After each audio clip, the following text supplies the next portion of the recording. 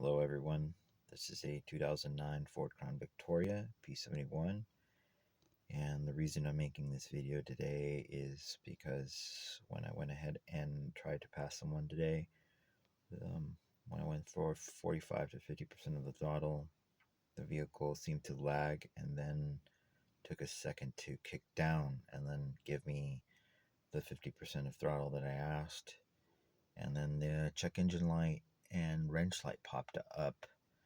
And now that I've had this opportunity to put the scanner on the vehicle, it's popping up with code number P062C, internal control module, vehicle speed performance. And in my research, as far as I know, there's two speed sensors on the transmission, the input and output. The output, I believe, is operating correctly, as I am getting miles per hour on the instrument cluster whenever I'm operating the vehicle. It seems to be correct whenever I pass those speed radar enforcement signs.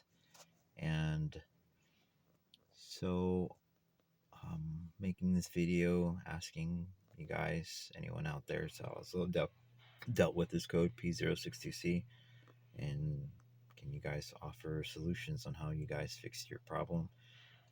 Also, more background information. I have replaced the filter. I have done new fluid on the vehicle.